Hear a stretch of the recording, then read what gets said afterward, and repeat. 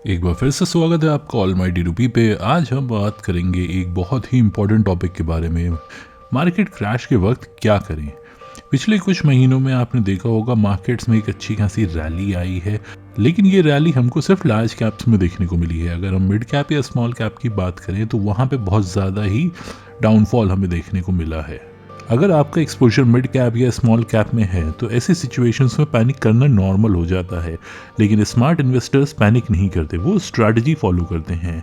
आज मैं आपको एक कंप्लीट एक्शन प्लान दूंगा जो आपके पोर्टफोलियो को प्रोटेक्ट करेगा और फ्यूचर में स्ट्रॉन्ग रिटर्न्स भी देगा। तो वीडियो को लास्ट तक ज़रूर देखिएगा, क्योंकि लास्ट में मैं आपको कुछ ऐसी सीक्रेट स्ट्रैटेजी बताऊंगा जो हर मार्केट क्रैश में आपके काम आ सकती हैं। सबसे पहले समझते हैं कि मार्केट क्रैश होता क्या है। जब मार्केट इंडेक्सेस अपने रीसेंट पीक से 10% या उससे ज़्यादा गिर जाते हैं तो उसे मार्केट करेक्शन कहते हैं। अगर ये गिरावट 20% से ज़्यादा हो जाए तो वो बियर मार्केट बन जाती है। जो भी कुछ समय पहले हमने एक क्रैश देखने को मिला था जो कि 2024 से 2025 तक चला, उसके पीछे आखिर वजह क्या थी? तो यूएस टैरिफ टेंशन्स और ट्रेड वॉर से नर्वसनेस क्रिएट की गई थी।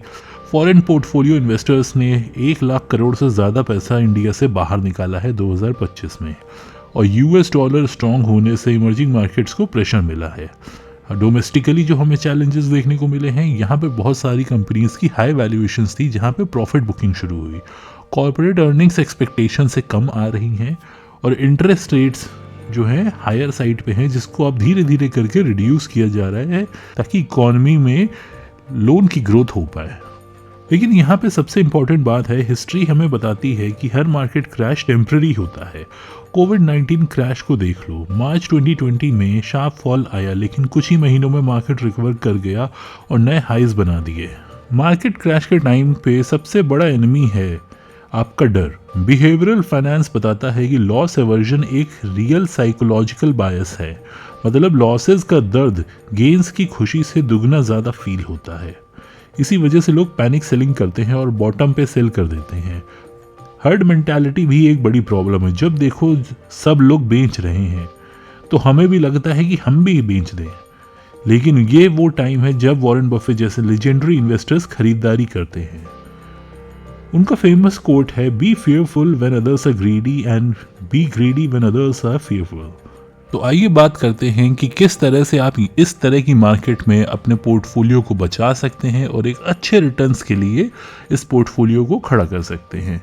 स्ट्रैटेजी 1, सिप कभी मत रोकिए। रुपी कॉस्ट एवरेजिंग का कमाल। ये सुन के आप शॉक्ड होंगे, लेकिन मार्केट क्रैश में एसआईपी बंद करना सबसे बड़ी गलती है। जनवरी 2025 में एसआईपी स्टॉपेज रेशियो 109% तक पहुंच गई थी, मतलब ज़्यादा लोग एसआईपी बंद कर रहे थे एज कम्पेयर टू नए एसआईपी स्टार्ट करने वाले।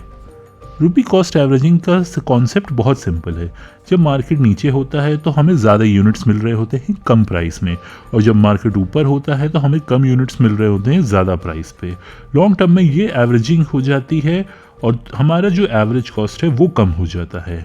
अगर हम डेटा के हिसाब से चले तो 10 साल के सिप रिटर्न्स का 12 से 15% का XIRR रहता है। 2008 का मार्केट क्रैश ले लो, SBI ब्लू चिप फंड में अगर 2000 मंथली सिप कंटिन्यू किए 2007 से 2018 तक, तो 2.76 लाख इन्वेस्टमेंट 6.46 लाख बन गया था, मतलब 134% returns in 10 years. SIP continue करने के बेनिफिट्स, डिसिप्लिन्ड इन्वेस्टिंग इमोशंस को कंट्रोल में रखता है, लोअर एवरेज कॉस्ट, क्रैश के टाइम ज़्यादा यूनिट्स मिलते हैं, कंपाउंडिंग मैजिक, लॉन्ग टर्म में एक्सपोनेंशियल ग्रोथ मिलती है। मार्केट टाइमिंग नहीं चाहिए, ऑटोमेटिकली आपको बेस्ट प्राइसेस मिल जाते हैं, तो कुछ टाइम करने की ज़रूरत ही नहीं है आपको। इम्पॉर्टेंट पॉइंट, डीमोनेटाइजेशन जो 2016 में था, कोविड क्रैश जो 2020 में था, यूक्रेन वॉर, सभी टफ टाइम्स के बावजूद मार्केट्स ने रिकवर किया और नए हाइज बनाए हैं। तो सिप कंटिन्यू करो और मार्केट की वोलेटिलिटी को अपने फेवर में यूज़ करो। Strategy 2, portfolio rebalancing. ये एक राइट टाइम होता है अपने पोर्टफोलियो को रीबैलेंस करने का। मार्केट क्रैश एक गोल्डन अपॉर्चुनिटी है पोर्टफोलियो को रीबैलेंस करने के लिए। रीबैलेंस का मतलब है अपने ओरिजिनल एसेट एलोकेशन को रीस्टोर करना है। कैसे काम करता है? मानो हमारा टारगेट एलोकेशन था कि 60% हमें इक्विटी में रखना था, 30% हमें डेट में रखना था एंड 10% हमें गोल्ड में रखना था। मार्केट क्रैश के बाद हो सकता है कि इक्विटी का परसेंटेज 50% हो, डेट का 35% हो और गोल्ड 15% पे हो। तो अब इसमें हमें क्या स्टेप्स लेने चाहिए? करंट एलोकेशन चेक करो कि हमारा पोर्टफोलियो कितना डिविएट हो गया है अपने एक्सपेक्टेड एलोकेशन से। एक थ्रेशोल्ड डिसाइड करिए कि अगर 5% अप या डाउन है तो रीबैलेंस करने का टाइम आ गया है। जो एसेट्स ज़्यादा हो गई हैं उन्हें सेल करिए और जो कम हो गई हैं उन्हें बाय करिए। रीबैलेंसिंग का फायदा रिस्क मैनेजमेंट, पोर्टफोलियो अपने टारगेट रिस्क लेवल पे वापस आता है। रीबैलेंसिंग के लिए दो मेथड्स हैं, टाइम बेस्ड यानी हर 6 महीने में या साल में एक बार आप अपने पोर्टफोलियो को रीबैलेंस करते हैं, या थ्रेशोल्ड बेस्ड यानी जब एलोकेशन 5% से ज़्यादा ऊपर नीचे डिविएट हो जाए तो हम रीबैलेंस करते हैं। तो आपके लिए जो कंफर्टेबल हो आप उसको चूज कर सकते हैं। स्ट्रैटेजी 3, डिफेंसिव स्टॉक्स में शिफ्ट करो। मार्केट क्रैश के टाइम पे डिफेंसिव स्टॉक्स हमारे पोर्टफोलियो के लिए बहुत अच्छे हो जाते हैं क्योंकि वो इकोनॉमिक डाउनटर्न्स में भी स्टेबल रिटर्न्स देते हैं और उनकी डिमांड कंसिस्टेंट रहती है। कौन से सेक्टर्स हैं डिफेंसिव? जैसे कि एफएमसीजी हो गया। एफएमसीजी में जितनी कंपनीज आती हैं वो हमारे डेली यूज़ के प्रोडक्ट्स बनाती हैं, तो वहाँ पर डिमांड कभी कम नहीं होती। हेल्थ केयर, फार्मास्यूटिकल्स जैसी कंपनीज भी हमारे लिए ऐसी चीज़ बनाती हैं जिसको हम कभी लेना रोक नहीं सकते, तो मेडिकल नीड्स कभी कम नहीं होते। यूटिलिटीज़, इलेक्ट्रिसिटी, वाटर जैसी ये हमारी बेसिक नीड्स हैं। टेलीकॉम, कम्युनिकेशन आज की डेट में बहुत ही एसेंशियल सर्विस हो गया है। डिफेंसिव स्टॉक्स के कैरेक्टरिस्टिक्स क्या होते हैं? स्ट्रॉन्ग फंडामेंटल्स और उनके कंसिस्टेंट डिविडेंड्स और बहुत ही stable revenue. Strategy 4, blue chip stocks, discount पे क्वालिटी। मार्केट क्रैश में एक रेयर अपॉर्चुनिटी मिलती है, क्वालिटी स्टॉक्स हमें बहुत ही सस्ते प्राइस में मिल रहे होते हैं। तो ब्लू चिप कंपनीज जो नॉर्मली एक्सपेंसिव होती हैं वो क्रैश में अफोर्डेबल हो जाती हैं। ब्लू चिप स्टॉक्स की पहचान होती है उनकी स्ट्रॉन्ग बैलेंस शीट्स, उनके कंसिस्टेंटली हाई अर्निंग्स ग्रोथ, उनकी मार्केट लीडरशिप, उनका रेगुलरली आपको डिविडेंड देना। तो ब्लू चिप स्टॉक्स जब आपको एक अच्छी प्राइस पे मिल रहे हैं तो आप उसको परचेज करें। वॉरेन बफेट कहते हैं, it is far better to buy a wonderful company at a fair price than a fair company at a wonderful price. तो अच्छी कंपनीज को सही प्राइस पे खरीदने का मौका आपको मिलता है एक मार्केट क्रैश के टाइम पे। Strategy 5, emergency fund. अगर हमारे पास इमरजेंसी फंड नहीं है तो मार्केट क्रैश में हमें फोर्स सेलिंग करनी पड़ सकती है, क्योंकि हमें अगर पैसे की ज़रूरत है और हमारे एसेट्स की वैल्यू अगर कम हो चुकी है तो हमारी नेटवर्थ भी कम हो चुकी है। तो अगर हमारे पास इमरजेंसी फंड्स होगा तो हम सर्वाइव बहुत ईजिली कर सकते हैं। स्टैंडर्ड रूल ये कहता है कि हमें 6 से 9 महीने का इमरजेंसी फंड अपने पास रखना चाहिए। इस टॉपिक के ऊपर मैंने एक पूरा वीडियो बनाया हुआ है जिसको कि मैं डिस्क्रिप्शन में लिंक कर दूंगा, आप उस वीडियो को जाके देख सकते हैं। उससे आपको पूरी क्लैरिटी मिल जाएगी कि इमरजेंसी फंड किस तरह से आपको बनाना है और उस पैसे को आपको कहाँ पे इन्वेस्ट करना है। Strategy 6, tax loss harvesting, smart tax planning. Market crash में एक हिडन बेनिफिट है tax savings. Tax loss harvesting strategy use करके हम अपनी टैक्स लायबिलिटी सिग्निफिकेंटली रिड्यूस कर सकते हैं। जो इन्वेस्टमेंट्स लॉस में हैं उन्हें सेल करिए, ये लॉसेस आपके कैपिटल गेन्स को ऑफसेट करते हैं, तो नेट टैक्सेबल गेन आपका कम हो जाता है एक फाइनेंशियल ईयर में। मान लीजिए हमारे पास 5 लाख का लॉन्ग टर्म कैपिटल गेन्स है और 2 लाख का अनरियलाइज्ड लॉस है किसी फंड में।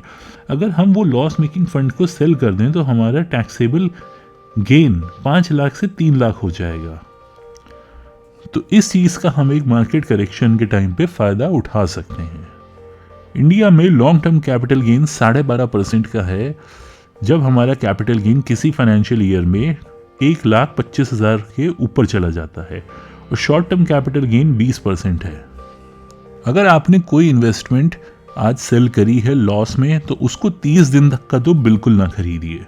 ये चीज़ आप अपने दिमाग में हमेशा बैठा के रखिए। इसको कहते हैं वॉश सेल रूल। अगली स्ट्रैटेजी है कि आपको डाइवर्सिफिकेशन करके रखना चाहिए और अलग अलग तरह के एसेट क्लासेस में इन्वेस्टेड रहना चाहिए। इक्विटीज़ में अगर आप इन्वेस्ट कर रहे हैं तो उसमें भी large cap, mid cap, small cap में स्प्रेड करिए अपने इन्वेस्टमेंट को। डेट इंस्ट्रूमेंट्स इंक्लूड करिए, bonds, FDs, debt mutual funds होते हैं। गोल्ड में आप इन्वेस्ट कर रहे हैं तो आप सोवरेन गोल्ड बॉन्ड्स देख सकते हैं जब उनकी अवेलेबिलिटी हो, या फिर आप गोल्ड फंड्स को भी देख सकते हैं इन्वेस्टमेंट पॉइंट ऑफ व्यू से। अगर आप रियल एस्टेट के एक्सपोजर लेना चाहते हैं तो रीट्स एक बहुत ही अच्छी अपॉर्चुनिटी है। अगर आपको लगता है कि आपको अपने पोर्टफोलियो में रियल एस्टेट इंक्लूड करना चाहिए, इंटरनेशनल एक्सपोजर के लिए ग्लोबल इक्विटी फंड्स मौजूद हैं आज की डेट में, आप वहां पे भी इन्वेस्ट कर सकते हैं। अब आइए बात करते हैं वॉरेन बफेट के नोआ रूल के बारे में। वो कहते हैं कि predicting rain doesn't count but building arcs does. मतलब मार्केट क्रैश को प्रेडिक्ट करना ज़रूरी नहीं है, बट उसके लिए प्रिपेयर्ड रहना काफ़ी ज़रूरी है। इसमें उनका सबसे पहला प्रिंसिपल है कि कैश जो है वही राजा है। बफेट मार्केट हाइज पे स्टॉक सेल करते हैं और कैश रिजर्व बिल्ड करते हैं। प्रिंसिपल 2, बी कॉन्ट्रेरियन, यानी जब सब लोग डर रहे हैं उस टाइम पे आपको रिस्क लेनी चाहिए, यानी उस टाइम पे आपको इन्वेस्ट करना चाहिए। तो जो लोग कर रहे हैं उसके अगेंस्ट अगर आप चल रहे हैं तो आप काफ़ी इजीली इस मार्केट में पैसा कमा सकते हो।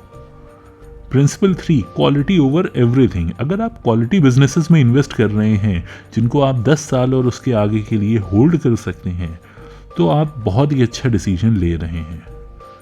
तो क्वालिटी पे सबसे फोकस करके चलिए कि स्ट्रॉन्ग बैलेंस शीट्स हैं, डेट जो है वो कंट्रोल में है और उनका कंसिस्टेंटली ऑपरेशनल कैश फ्लो आ रहा है। Principle 4, don't time the market. Market को टाइम करने की ज़रूरत नहीं है, जितना आप मार्केट में इन्वेस्टेड रहेंगे वो ज़्यादा आपके लिए बेनिफिशियल होगा।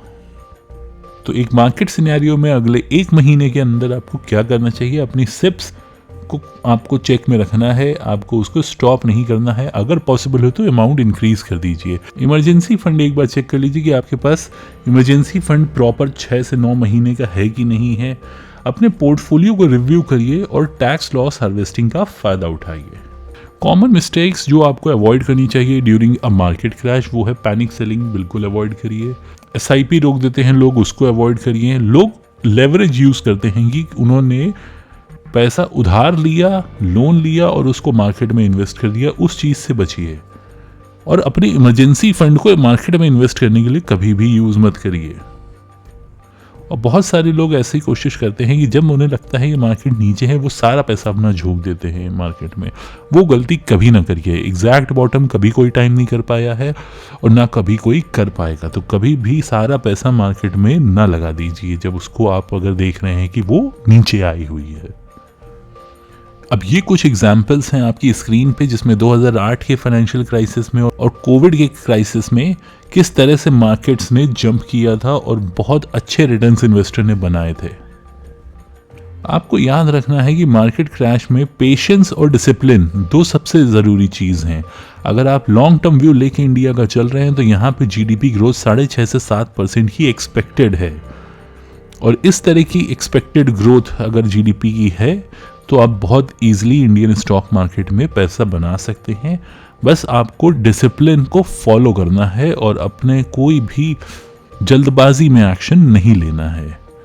अगर ये वीडियो आपको अच्छा लगा हो तो इस चैनल को सब्सक्राइब ज़रूर करिए और इस वीडियो को लाइक ज़रूर करिए। Thank you.